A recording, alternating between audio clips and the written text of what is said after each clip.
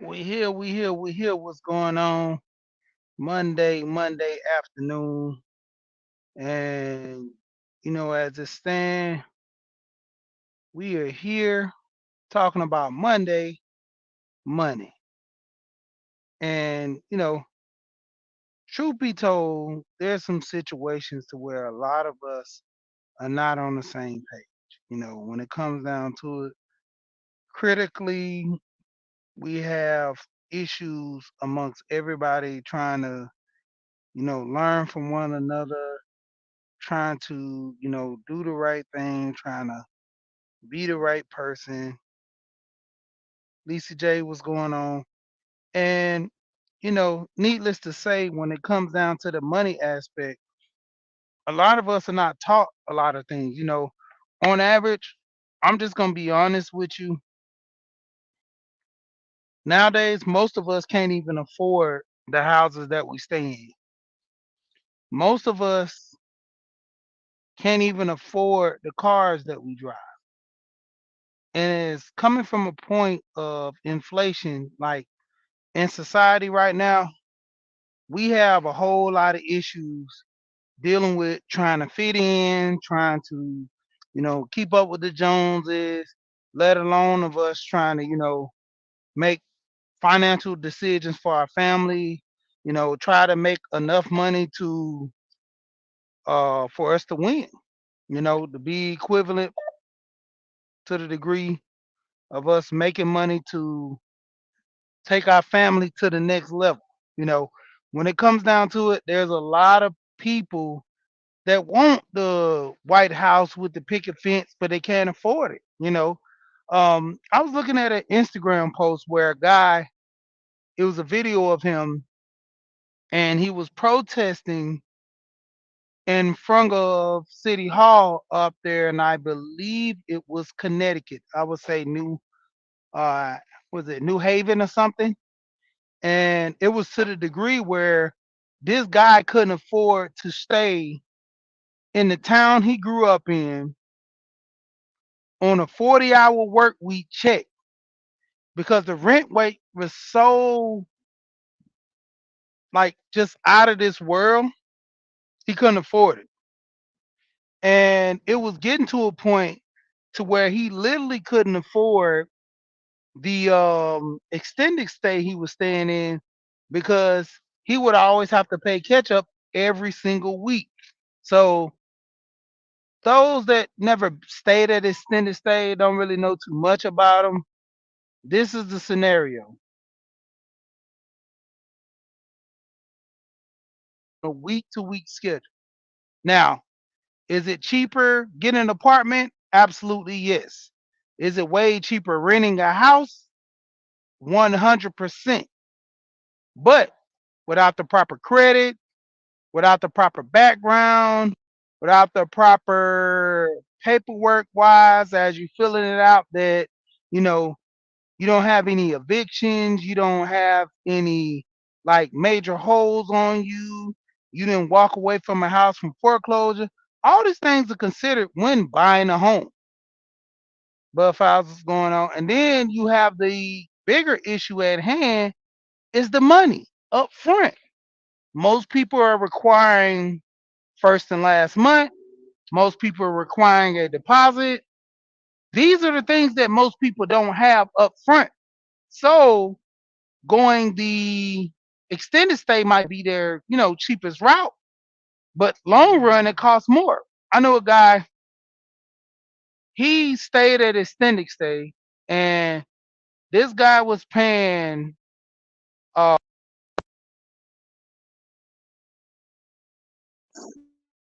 end of the 450 a week thing, he was looking to the point to where he was, easily, easily coming in at $1,400. Easily. And well, no, I think it was no, it was more than that. That was a threesome. So he was like 16, 16 or better. 18. So 18.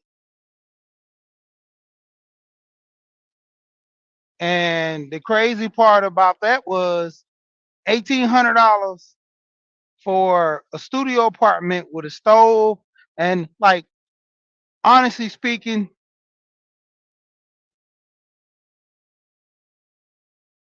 tell them tell them the truth. Boss lady, what's going on with you? So the crazy part is, even in the studio, you might end up paying probably about 15 to 18, but you're in a process to where everything you can customize, do things, and do it as your own. You know, you have a sense of relief that hey, this is home. This is what I call home. What's going on with you? Let's see. You don't have a wrench over here, so I'm gonna have to grab you a wrench in a minute.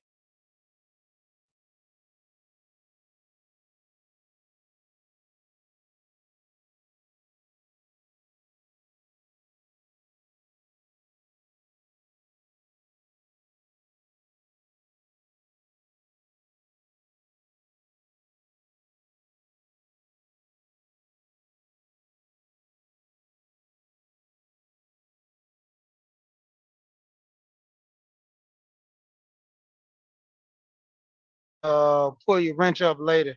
What's going on, conscious? But I'm gonna still give you a wrench, Miss Tellum, boss lady. Now the crazy part is, like I said, the process on owning.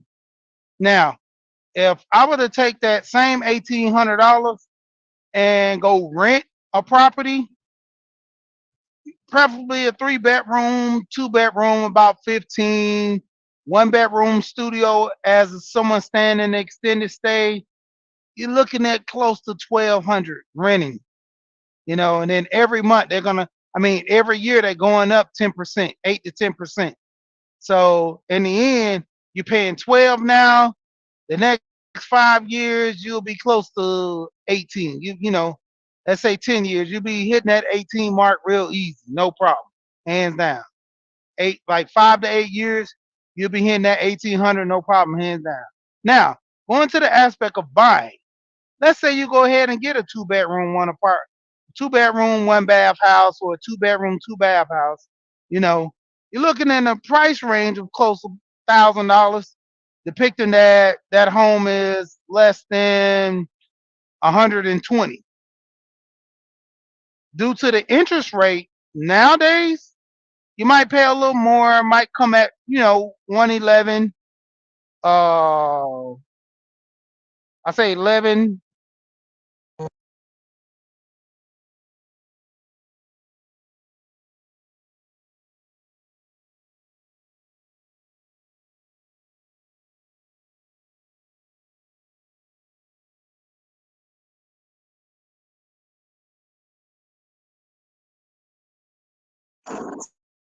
Oh, dang, I almost hung up, almost ended the live. So basically, like I said, going into the aspect of buying is a whole lot cheaper than, staying in extended stay, renting an apartment, renting a house. But the point of it is, like I say, if you literally don't have the funds for that first month, last month, you don't have nobody you can stay with or save that money up, you screwed. Sometimes they'll waiver it, sometimes they won't for an apartment. And then the point of Section 8, people, being on Section 8, there's no shot against people that still be on Section 8.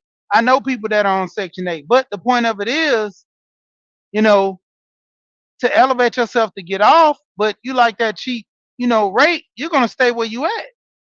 That means you got to, kind of almost dummy down yourself to where you're not making as much money because you don't want to be kicked off the program, you know. And then you have issue with a lot of people, like I said, overall, just not having the money to afford a house. Like I spoke on earlier, the guy who stayed in New Haven, worked a 40-hour week, made well over up there, up in those areas, minimum wage starting at $10 to $15. Minimum wage starting at $10 to $15 up north. As of down south, currently is 750 in Georgia. Minimum wage. I'm quite sure a lot of people are still getting minimum wage. So say the least, when it comes down to it, Owning a home, buying a home, renting a home to a degree is unattainable to most people. Then, let alone, let's talk about the knowledge of owning a home. Owning a home, your roof goes out, you got to pay for that roof. Hot water heater, AC unit, all these things you have to pay for. But no one's telling you about getting extended warranties on these things to protect yourself. This is one of the main reasons why people don't buy houses. Because when they say, I want to buy a house, I can't literally buy a house due to the fact if the AC unit goes out, I don't have the money for the AC unit. That's what the extended warranties for. They say, well, if the roof goes out, I don't have the money to get it. Roofs are expensive. One of my friends, he stayed in a 3-story house. His roof had a couple of damages for some trees and things. His roof was $25,000 to fix. And that was for a whole new roof, not just the damaged part that's happened. Typically, patching won't solve the major issues, especially if the shingles and everything is all connected. What's going on, Nikki? The biggest thing is to go ahead and just replace the whole roof. When you by placing the whole roof, you extended the life of the roof for one. Two, yeah, they get expensive, very expensive. And then two, that's a seller's, trait to, sell off your house when you get ready to sell. Hey, I have my roof replaced. Same thing with me. I got an extended warranty. The roof, what was it? Improve Atlanta came and we had a discussion because I had a tree limb that fall slammed on my roof, put a big old dent in it, and you could see the drop for the branch, just actually like somebody stabbed into the roof. Didn't have any leaks, but that's the point. I don't go up in the attic, so over time they say this was going to be an issue. Cool. They say when we replace the roof, we'll look at the what is it? The not particle board, the actually sheet, not sheetrock. Having a brain freeze. Tell them Stuart what's going on. So plyboard. They'll look at the plyboard and they say if the plyboard need to be replaced, we'll replace with anything after one plyboard. It's about $80, $90 a plyboard because the plyboards are expensive nowadays. And I agreed to it. Hey, check it out. I got that replaced through my warranty. Another thing I got replaced was my refrigerator. When I first got the house, I got the warranty. I thought it only covered major parts like AC unit, um, furnace, roof. I thought those are the only major components to cover.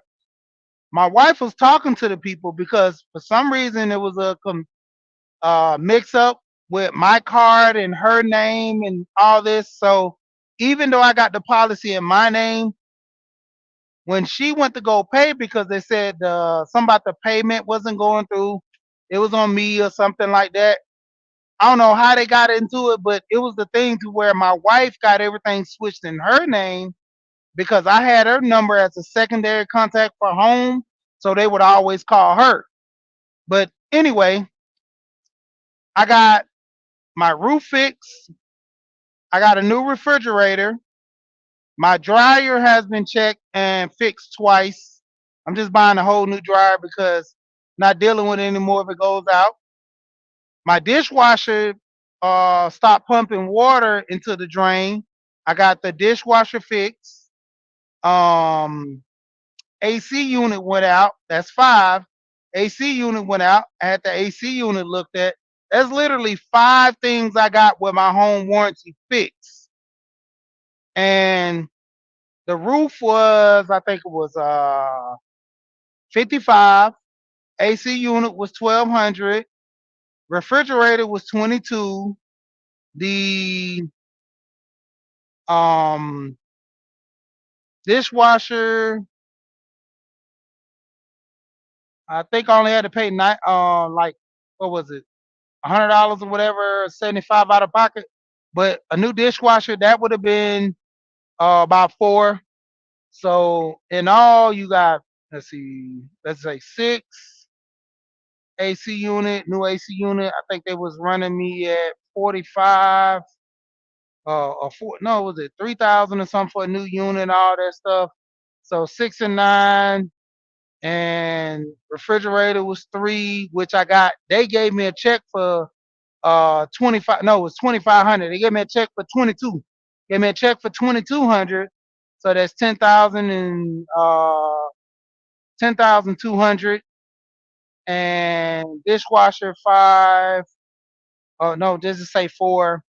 So that's 10,600 right there for all the stuff I had fixed. Where I'm just paying the regular $100 a month. Oh yeah, the washer and dryer units. Let's say 400 for the washer and dryer. So you're looking at $1,100. I would have to eventually pay 11,000. I'm sorry, $11,000 out of pocket if I didn't have that warranty. I don't have that money for that warranty. I didn't have the money. Probably had some of it, but not all of it. But luckily, I got the home warranty. Let's even break down the point of if I was renting and all these things occurred.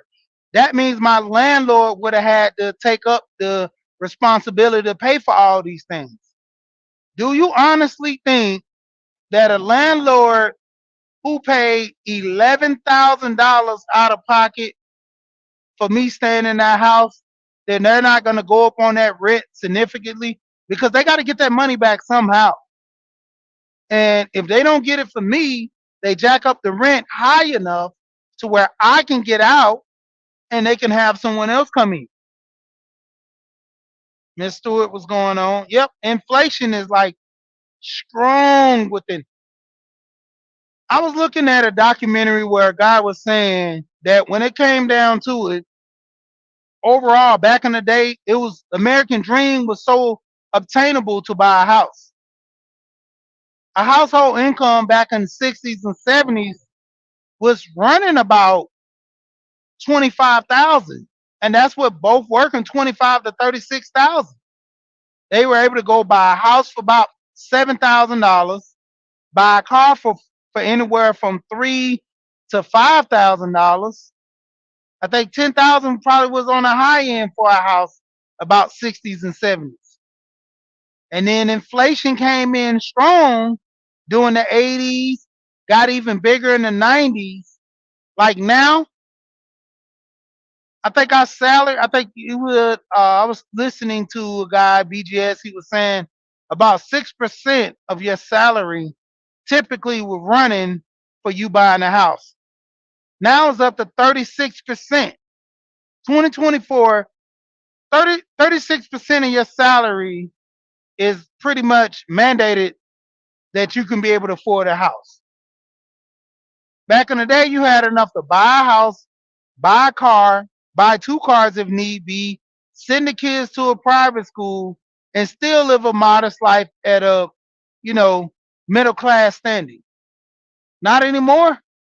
Like that is taken to a whole nother ball game, you know. And a lot of times we have issue with that because, generally speaking, a lot of us don't even have the money for a lot of this stuff. Like, how are we going to obtain these things? You know, pretty much. Let me see if I can run some numbers right quick. I mean, because it literally happens with us all the time. We're dealing with things right up under our nose. When it comes to inflation, the middle class pretty much, roughly speaking, you can obtain to be in the middle class real easy. All you needed, I'm trying to get my chart together here so I can break it down thoroughly and do the breakdown of the middle class, because when it comes down to it, as far as the middle class, they just pretty much been moved out of the way.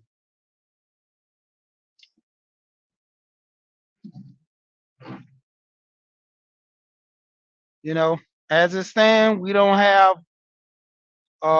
pretty much Standings for the middle class. I'm sorry. Oh, can't find my bracket where it breaks down the middle class and the lines of poverty is. Nope, that's not it. Okay, right here. All right, so they say it's broke. Anybody making less than 32,000 is considered broke. And now this is the standpoint in which, I'm assuming that they're joking about, but to an extent, it's almost like a reality. Then you have a lower middle class tier, and they labeled as very broke. I mean, very poor, and that's between 32 to 53,000. Now that's what generally majority of men and women make. Single, not even joint. That's typically the middle class range. Especially within the black community, is that right there. Then you have a class of upper upper poor, which they call it, and that is from 53 to 106. 53 to 106. What's going on, boss lady in the building? We got cool gamer. What's going on with you? And 53,000 to 106,000. That's the middle class range, but they're calling it the upper. What is this? Upper poor. They're calling it the upper poor. And the 106 to three, 106 to 373,000. That's just surviving. Like the scale in which they're using this right now, like I'm saying, this basically is just showing you a tier in which how the pay increase have changed, how the gaps in society have changed to where, you know, basic middle class rich starts at 375,000. On average, majority of people don't even make that much, let alone the average, even households don't even make over 200,000. The average middle class household starts at around roughly 75,000 plus. That's going into the average middle class, but they're using this as a scope from not being that. DJ Music, what's going on with you? I gotta switch over to my YouTube so I can give you guys wrenches. What's going on with you? Long time, good brother. Long time, good brother. Peace and blessings to you. But like I said, as it stands, we're looking at a situation where we can't afford, due to the pay scale and the inflation, are just steady bumping against each other. On average, most jobs are not giving raises, and when they are giving raises, they're giving pennies on the dollar. I know once my wife, she was at a job and they gave her 20, I think it was a 15 or 20 cent raise. And she was like, they should have kept this. They literally should have kept this. And like I told her, if you have fought an issue with this, the best thing for you to do is get another job, you know? And there's a old saying, if you know your worth, you'll ask for more, you know? And I typically, it's a running joke on YouTube, and I talk about this myself, is me being my own boss. And it's to the standpoint, mortgage with me, mortgage with what's going on. I haven't seen you in a long, long time. How you been? Man, I watch your channel all the time. Like, you been in the clouds or something? Like, where have you been? I miss sitting there seeing you spread out your money, do your account. Um, like just wow, long time. Hey, I don't know. I guess I'm doing it in the afternoon. Do it live in the afternoon. A lot of people, come in more, less. But hey, I'm a morning person. I like to go ahead and get it out the way, especially with me starting my day working. And this morning I couldn't get in because I had a lot going on. I might even be a little pressed for time tomorrow. I might start a little early at 7:30, right after Frugal Mama goes live. Right after Frugal Mama goes live, I might even go ahead and jump in and start early because I got a job to do in the morning before I go to work. So I'm actually splitting my 9 to 5 and working my 5 to 9 a little bit earlier. I have a little side job I have to do before I actually go to my regular 9 to 5. But anyway, this goes back into what I'm saying now. You know, having a point to where doing work outside of your 9 to 5, most people are doing, just to make ends meet or just to make extra money to survive. Because, like I said, seeing the pay gap, and I'm gonna post this in the community, in my community tab, and this is just like a good breakdown of the way society is putting it to the mind frame of people now that, hey, this is the point where you're broke. This is the point where you don't make no money. This is the point when this and this is happening. This and this is going on.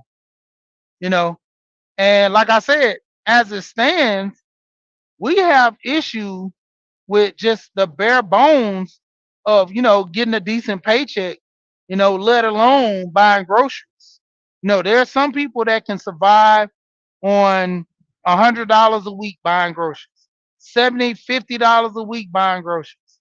My household, I easily spend $1,200. Easy. Easy. 1,200 is nothing. My wife, when she goes grocery shopping, she sticks to a stern budget, and just her budget alone, with her stern budget, she still caps it off about 200 a week. When I go grocery shopping, it's 400 every time I hit the door plus. Because not only am I buying groceries, I'm buying clothes, I'm buying little things at Walmart.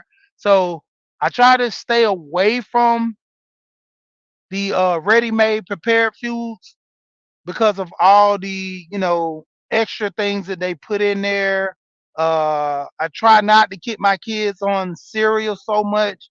Try to keep them more into oatmeal grits and things, but having to look on those labels too because like pretty much say you are what you eat. And typically, me staying away from a lot of fast foods. Um, Today was my first time eating fast food in a long time. Me and my wife was talking, and she was like, live a little, get a brisket sandwich. Yeah.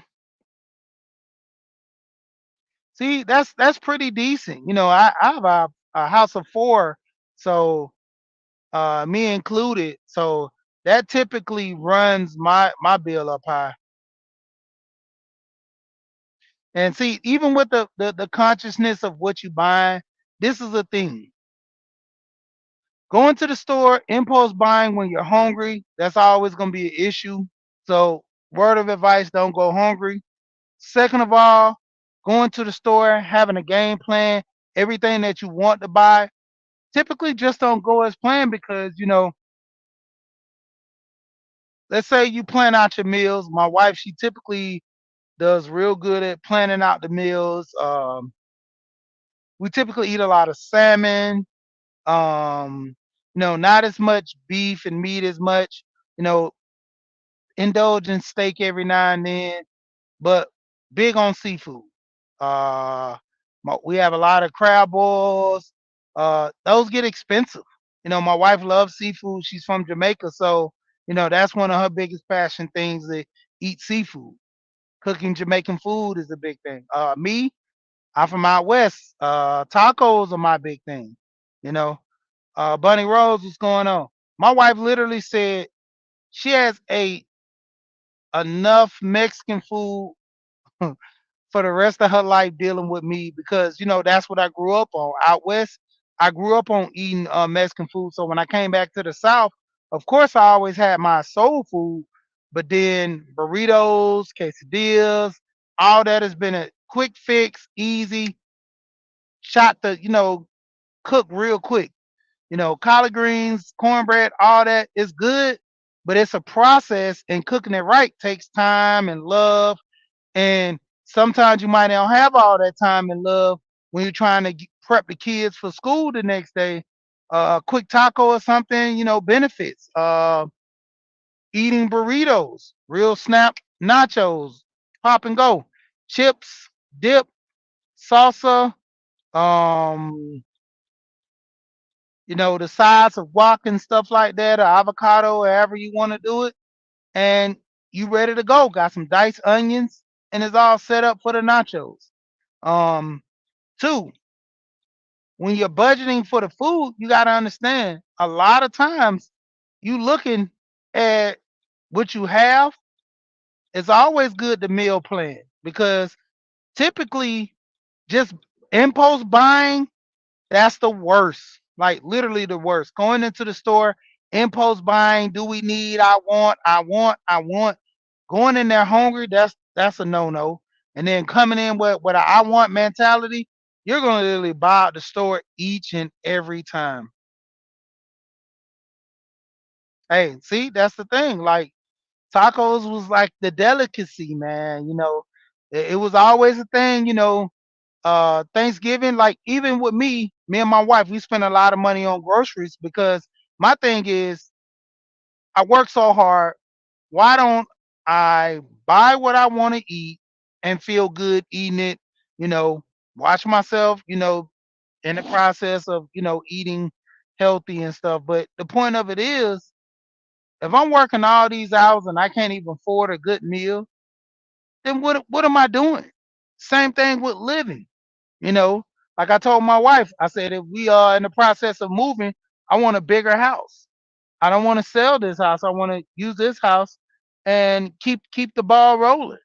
So a lot of times people don't, think about their next move. So they're always, behind the eight ball, you know. And this is the thing too. Like when it comes down to it, a lot of times we fail because we're not looking at the process on, doing taxes. We're not looking at the process on how we should be, doing things the right way, how things are, at an advantage to us if we can, level the playing field as far as, tax wise and things of that nature. A lot of us, you know, hey, when it comes down to the household, you have the man has his role, the woman has his role. What about sharing the roles? What about, hey, some days you cook, some days she cook. What about, the point of everybody putting in on the budget? Because honestly, kept it takes two in this time of day. You know, Miss Frugal, what's going on with you? It literally takes two, to a degree, because majority of the time, like it's forcing the opposites, to where this gender war we hear about it so much. Men and women are at war. Men don't date. Women want to look this way or want to feel this way. And when it comes down to it, we ultimately all are bumping heads for what reason? Society standards. And I'm telling you, from day one, society standards will push people out of marriage. Society standards will have people just, not wanting. Now, there's nothing wrong with being single. There's nothing wrong with being alone. The point of it is, if you have the funds to take care of yourself and enjoy your life responsibly with no worries, by all means, that's a benefit for in and everybody. You know, I had that conclusion for myself. What's going on, Shay Love? Before I met my wife, I got married at 25. My whole thing was I didn't look. I wanted to get married early because I wanted to have my kids early, raise my kids. There was a scarcity type of mindset with things about my father dying when I was young. So my thing was to get married early to spend more time with my kids and my family. you know, and for me to outgrow, um, you know, that mindset, you know, it just was a thing that I was thinking that, hey, if I don't get married early, there probably is, a sense that I might not get married because, more or less going back and forth, relationship after relationship, it gets old, you know. And more, I started to see that good people were hard to find. Especially a good woman is hard to find, and we can go to the cat and mouse game where it's a hard for men, it's hard for women, but everything is personalized because the choices that you make pretty much produce your outcome. And a lot of people want to, have that, the accountability on themselves that any relationships they deal with, they've dealt with them because they wanted to. You know, they knew situations were bad, but they chose to stay in those relationships. Why? Because they felt the person would change. We have all these different poets and sayings, and if a person shows you who they are, believe them. If you know, if the doubt, and the women have been, the men have been saying, man, I just felt it in my soul going on. Everybody has their moments of truth, will be men or women. But at the same time, having the understanding when it comes 50 and over, what's going on, how you doing? All right, there you go. Got your tagged in here. Thank you, 50 and older, for coming in. I like your channel as well. I always go back, watch your old videos as well. I, I remember you was talking one time about that you had I believe it was a 401k for one of your jobs. You got back in touch with the people and was checking on that. And see, things of that nature. You know, People having conversations like that, just checking up. You know how many people have lost money? I remember I went to a website looking for lost money. I had a $150 rebate for a computer I mailed in and I moved before they sent the rebate check, I believe. I don't know, but I ended up getting that check in the mail for $150. And it was like years later, like almost 5 years later. I went to one of those find money websites or whatever it is to a degree, and I literally got that 150. So it's like situations like that to the point where, you know, we have money out here, don't even know 401ks that we forgot about. Um, I was looking at this show, I Want to Make You Rich, and it's a guy by the name of Ramit. He's on YouTube, and I did it on my previous video where I showed you. I put a link in there about his channel. His name is Ramit, and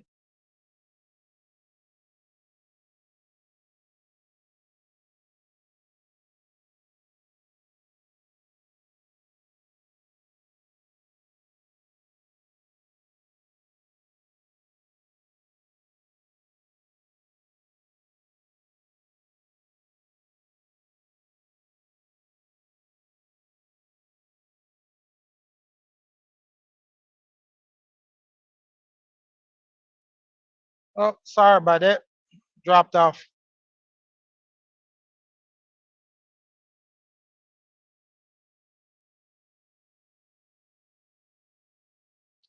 All right, so I'm back. Yeah, so basically, with Ramit, he always encouraging people to live their rich life. And there was a lady on there. She had a trust set up for her by the time she turns 30 to take advantage of the money. Don't you know 30 is a good, actually a real good age to get money? Because for one, at 21, 18, they say you're young and dumb. You don't take money serious, you don't take life serious. But roughly when you get to the ages of 30 plus, I would say 25 sometime, but 30 plus, That's when you start going back looking over all the money you wasted, spent doing crazy things about yourself, and knowing, hey, I need to devote myself in living better. Don't you know how much money I literally spent at the club that I can't get back? Intentionally, it was fun. It was in the moment. I didn't have kids. I didn't have no responsibilities. And I worked my tail off. Like, I literally, one year, I stay in Georgia and I work for a moving company going in and out of state. One year, I literally was gone. No, I was at home. They counted how many days I was at home. I was literally home for almost 4 months. Almost 4 months. Like, it was like 115 days or something like that. I was in Georgia. The rest of the time I was out. The rest of the time I was out. I come home 1 month, go out. I'll come home after 1 month of being out, come home for 2 days, go right back out. Come home 2 months of being on the road, stay might 3 days. I might come in on Saturday night, stay all the way to like a Tuesday, and I'm gone again. So it got to the point where I wanted to spend my money because I couldn't enjoy it. You know, I was always working, making this money. I wanted to spend it. I bought nice clothes. I dressed myself well. You know, I literally had friends I hung out with, partied with them all the time. These guys, some of them had girlfriends, some of them didn't, but they always knew when I came in town, it was a point in which I wanted to go and have some fun. I didn't want to be stuck in the house. I didn't even care if my friends had money or not. I was willing to pay because I wanted to enjoy myself. And what better option is to hanging around people that you trust, you love, and you want to enjoy yourself. What's going on, young Riaz? What's going on in the building? And it got to that point to where, when I got married, it was a sense of, responsibility I had to where I slowed down on the partying, eventually stopped all that. And it wasn't a point that I said, well, I can't party no more because I'm married. I had to be responsible because I had kids. My wife had 2 kids. So I literally, you know, showing them the initial actions of an adult, being responsible, coming home, socializing with friends, not really, party hard because the thing of it was my wife actually thought I was a big party person, but in actuality, I was burnt out at that time when I met her from partying.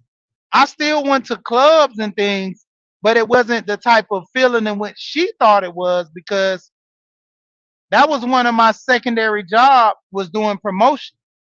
So when I would come home, I had a team of guys who I managed. I worked with them. I had them doing the work, paying them. Everything was good. You know, when I come home, I check up on their work. I go do work and things myself when I was there, but I was always busy. I was young. I still had that energy. Working 2 jobs was nothing to me. I'm slowing down now because I see that making more money with one job or, just having something that can, still give me that freedom to be with my family is more important.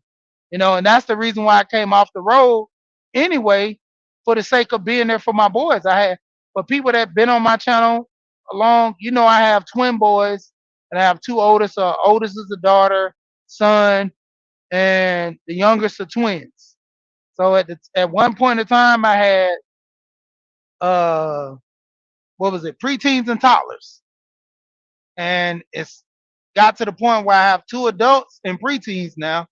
But nevertheless, being responsible with my finances, and now I'm teaching these things to my kids.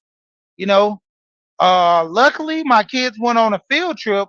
They got them way more interested in finance. So now it's more of a fun thing me talking to them than them just showing them the cryptocurrency and they're looking at it like, now they're getting to the point where they want to know more about money because they want to make money to buy things that they want. It was never a big thing about buying the things that they want because they always knew that, hey, my dad and my mom will pay for it. Now they're to the point where they say there are certain things I want in which my parents are not going to buy for me. So I can stand the point of getting an allowance. I can stand the point of doing certain things to where I can get this money to where I can get what I want because I save my money. Showing them that working hard, going to school. If you make bad grades, you don't get an allowance. That's a part of your job. I tell my sons that all the time. I say, look, when your sister and brother they were young, they did the same thing. If you didn't do good in school, you wasn't doing your chores, you don't get any money. You know, because if you do your job at your, if you're working at your job and you're not doing what you're supposed to do, you're gonna get fired. And I tell my kids all the time, when you don't get paid, that's your point of fire being fired. You know, and until like I say more or less that they're more interested, I'm in the process of making a little scenario to where I possibly can make a board game off of this with my kids, showing them ways of making money, showing them, hey, this is obtainable at your age. You know, my brother's getting them into the point of learning how to fly drones. They can be able to use drones to go to real estate agents and film their houses, go to concerts, go to car shows and film those. My other son is a big gamer. I'll drop a video today where I bought him a laptop. I bought him an interface, and I don't even think he's interested in an interface that already comes preloaded with sounds, horns, beeps, claps, everything. I have two of those. I have one for me, but the one his is better than mine. I'm thinking about just taking his, but this is the crazy part. I don't record from home a lot. As long as I have a good headset, I'm good. Like I thinking about just giving my a lot of my stuff away that I don't really use. You know, I could just um do it for the sake of my channel, more or less. Stay Hall in the building. What's going on with you? And another way of doing it, like I did before, was do a major giveaway. Um, like I say, hard times. G Mama go hard. What's going on? G Mama grows hard. What's going on with you, G Mama? And this is the thing. Like I might even do that again instead of.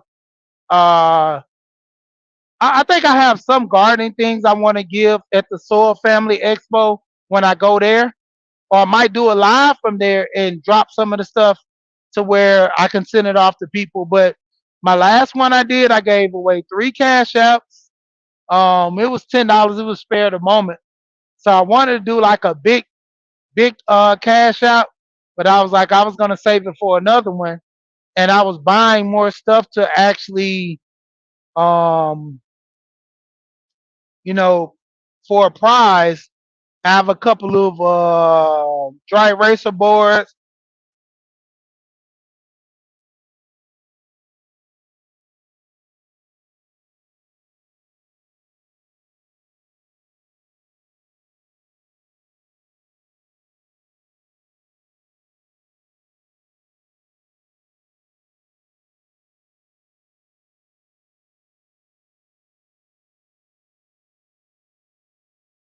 Yeah, sorry about that. Like I say, certain calls I have to answer when it's about money, and I know certain people that call me is always pretty much pertaining to money. So I had to answer that call, and it was just a conversation. But hey, needless to say, you never know with that call. Um, but that's the thing. I talk about money. I have a dry eraser board I'm giving away. I have a mic set up, mic stands. I have the lights for people to win. It's a plethora of things that I've just been collecting over time, in which I have. I've sent one out to Underrated Darkness, and Underrated has it's a neck holder. So, and this is gonna be good for people in gardening.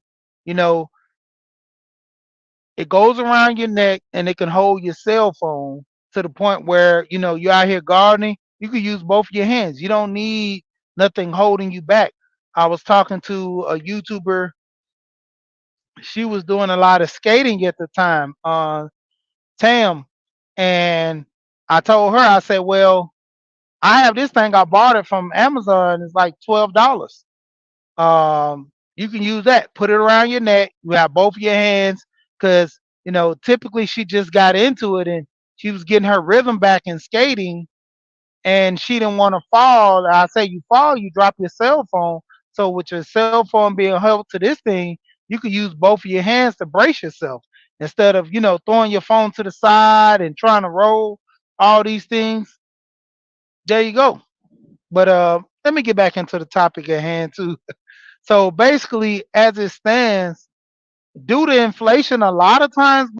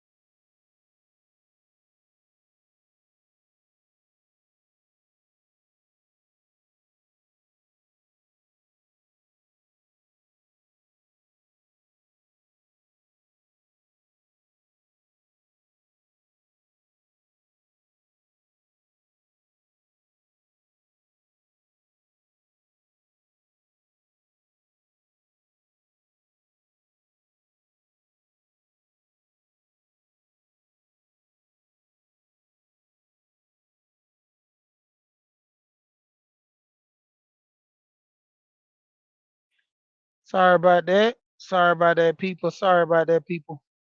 Like I said, as it stands, it gets to a point to where a lot of people, wanting to do things and having the funds available.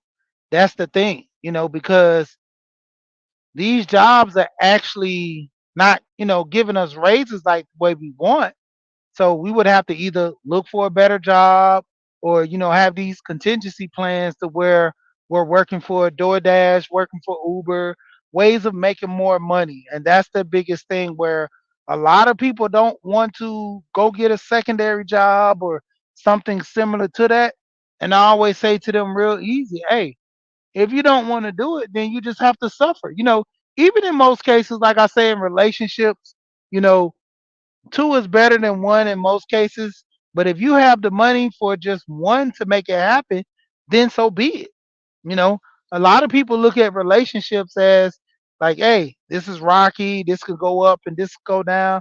If you get to a point in relationships are not like really a big standing or big thing for you, then guess what? Your other alternative is to go ahead, take the initiative, and you know, just take that leap of faith and just deal with yourself, because I told my wife, I said, before I met you, I was to the point where I was at peace with myself. And it was to the point where, hey, if I get married, I get married. If I don't get married, I don't get married because myself is more important.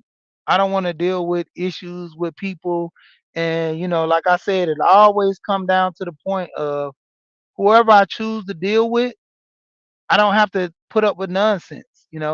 Like I've told my wife several times, and I told people online, I was like, to me, I kind of look at myself as never taking an L in relationships because I didn't want to deal with the negativity or the craziness, so I walked away. And it's not a point of me quitting or giving up on things.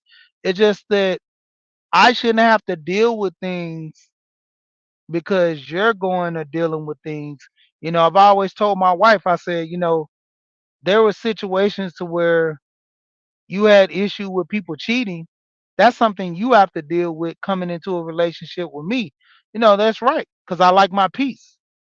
You know, if you can't deal with that, like I told my wife, I don't think it's a good thing for us to be together because if you see someone by me and you get to the point where you say, well, this woman is by my husband or this woman is by my man and he's cheating, and I'm not doing anything, that's gonna be kind of dreaded on me because I don't move like that, you know. And like I told my wife, we had several conversations about that before we got married because that's one of the biggest things for me in which, hey, if I'm cheating, and you caught me red-handed, all this stuff. But if I'm not doing anything, I really have a problem with that when people say I'm doing something I'm not. I really have a problem with, you pointing the finger, and that's a bigger issue far as it goes into the money because you can't trust that person because you're thinking this person is cheating. That person could be spending money on other things, and that puts a whole damp on the relationship. Like I said, all this stuff is full circle, and it goes back to the title and everything too. But you know, a lot of times people deal with people because of feelings, and once you get those feelings out the point of being logic and understanding, hey, I'm taking this situation from this person because I chose to put myself in this. And the bigger picture with your self worth and you knowing who you are and knowing the way you was raised, you shouldn't be in these predicaments, you know, and better, you know, dealing with jobs as well. You should know your worth at a job to where if a job is mistreating you, you really know you shouldn't have to be there. You should be even to the point where you should be able to leave. Dr. Mark in the building.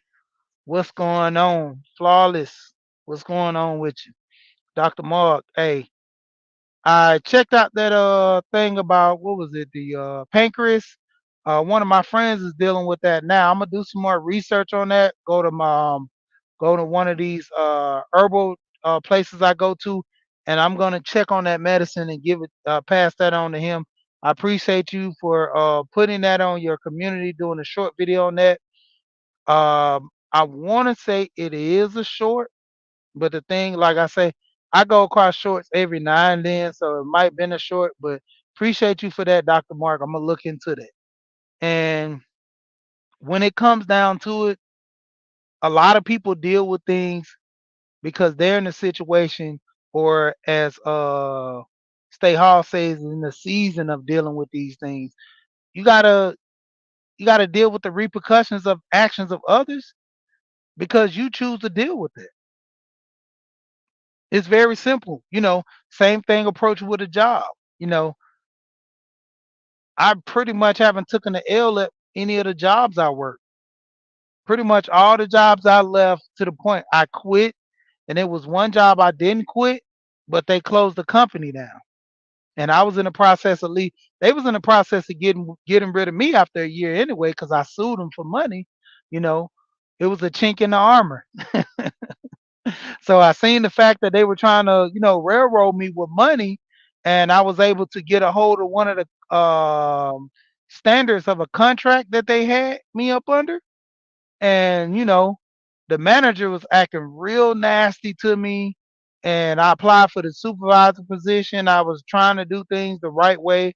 I always had this mentality that I'm actually too good to be working for companies, and that's why I've always had a business of myself set aside to where I can do things, whether it be on and off. I might start something that don't work out, I walk away from it, start something else, walk away from it. I could always go back to it if need be. you know Prime example for men, especially a lot of men, women know this too, but a lot of men who have trucks, your pockets will always be full. That was the first thing I learned as a young man before all my friends. I went and got a pickup truck, and I was literally never without money. It was to the point where I had people giving me 75, $150 to go pick up a sofa from Rooms to Go. I had people, had flat screen TVs, needed it for the big game, dropping them off to me. Wanda, what's going on? I see you doing that hydroponic gardening. I see you got your box. You open it. I seen your video this morning. I appreciate you for sharing my video as well too. Um, when it comes down to it, like I said, it's a lot of points in which if you want to make more money, it's your choice. I've had several videos talking about this. I've had several videos. You can literally Google ways of making money, side hustles. They tell you how to use your phone. They have the gig economy app to where I did a video about that where they're trying to make every I 9 people go back to a W-2 1040 because they literally seeing that more people are quitting the 9 to 5 and going to the gig apps because you work on your own time and your own pace. I know somebody that works gig apps on the weekend and they literally don't have to. Hey, Wanda, you over here in the gardening community, if you go to Miss T with the T channel, she'll have you gardening in no time. She has a lot of people over there. Hey, she got me thinking about it. I went to the Soil Family Expo down in Savannah. I'm actually going this year too. The first week in April. I think it's the 5th through the 7th, 5th through the 7th. So I'm gonna be down in Savannah with my boys and my wife, and we're going down to the Soil Family Expo, and we're gonna be trying to get us some growing going on out there. But like I said, it's just a thing. You have to put yourself in the mindset of making money because with that situation what they got with people converting them over, and let me get back to this real quick. Well, I was gonna say my friend, but it's a guy I know. He actually he works the gig apps to where they have something called Upshift or something. There's an app to where you can go work at a restaurant today, work at a warehouse tomorrow, and it's all pertaining to how you want to schedule yourself. You can schedule yourself mornings on Monday. On Wednesday, you can switch to night shift, and it's all preferably the way you schedule it on this app. You can work at a warehouse today. You can work at a restaurant as a waiter tomorrow. You can work as a cook the next day, and it's pretty much you set your schedule, you set your pace, and with the experience, the companies then look at your resume and see what you qualify in, and that's how you get hired. And the same rule apply with the gig apps. You're able to go on the gig apps and find a job driving Uber, driving DoorDash for people, and it's at your leisure. It's when you want to do it. When you set the tone of, hey, I want to work only on the weekends. There you go.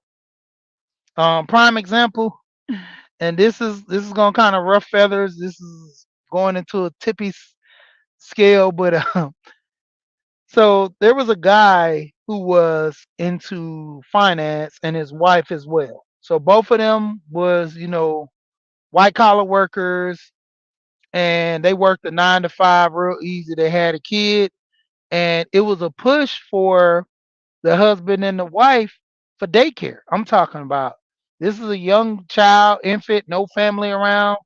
They was spending anywhere up to 1,800 to $1,200.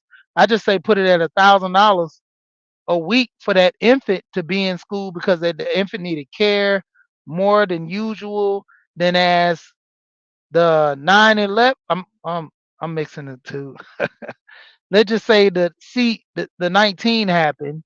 I was mixing way back. So since the 19 happened, um, it was crazy because the guy was laid off, but the woman, she was still working her job. She just remote work from home and then end up going back into the office. Now, the craziest thing was when the guy he got let go, he was making roughly about 80, 90,000. And as it stood, with him being let go, he got into the promotion side with one of his friends doing club promotes, Afro beats and things, soca. He's from Africa, and he was making $60,000 a year doing that. Once the break happened with the clubs, the promoting and things start. I think it was 2021. He was making like 60 something thousand a year, which if you factor in the driving, you factor in the food he was eating at work, the cost of daycare, he made all that money up from literally staying at home with the child Monday through Friday. And it was crazy because his wife was so mad. she wanted him to go back to work because he was spending too much time with their daughter. And it's like it was crazy, like the pros versus the cons. She rather had the cons because the pros was too so good. And you have these relationship dynamics or pushbacks and not looking at the bigger picture. And it was the same I seen with this guy. I was like, it was crazy. The man was literally hating on his wife making more money than him. She went into the workforce after the kids got older. She went and got a job, went back to school, further education, and made more money than her husband, which her husband had his own profession. But if you don't have your clientele, then you don't have the money. And so it's on both ends, like the aspect in which nobody's focusing on the bigger picture is our branding in life for us, living together, being debt free, um, not focusing on the crazy things, bills and things, and being able to live a comfortable life, you know, because like I said, if I work, I should be able to afford a good meal, somewhere to lay my head. And if I got to work two, three jobs to eat lobster every night, then that's what I might have to do. And a lot of people don't want to make the sacrifice to the point where, in some degree, it's not even to the point where you can't afford the house. You just don't budget well for the house because you were never taught to budget or never taught to do things right. And it goes down to your kids. If you don't know anything, how you expect your kids to know anything? You know? And I've always pushed this more or less to where my son should be way more advanced than me. I'm behind the eight ball as far as my father was. My father set up a lot of things for me when he passed. So I was able to benefit after so many things. The biggest accomplishment I've set up was having multiple life insurance and starting business in which, as of right now, nothing's set to where they can run on autopilot to whereas my kids get up, they can just, ascend to the books and take care of things that need to be taken care of. But other than that, there's no real big thing about, the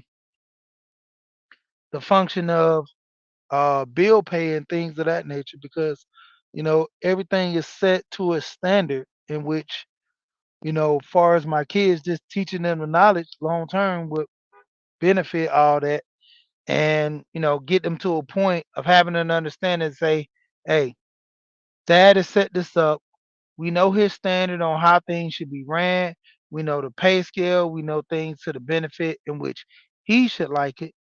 So that's what it's, mainly set up to be with most. And a lot of kids don't get that, that benefit of having that for their family because a lot of times the parents are not, that informed to help the kids make that rational decision. And the same thing goes for a lot of other parents that didn't have that same choice of hand in it too because nobody never really taught them. But needless to say, I'm about to go ahead and drop off of here. Let me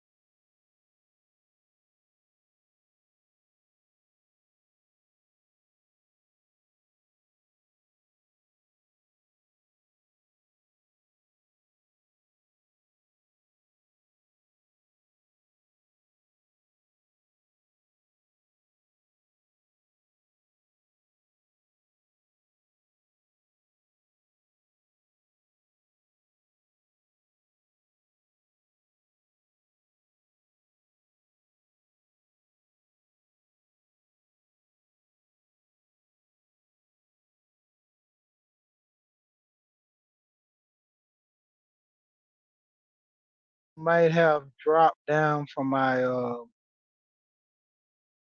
because it sounds kind of low that I'm listening on the playback.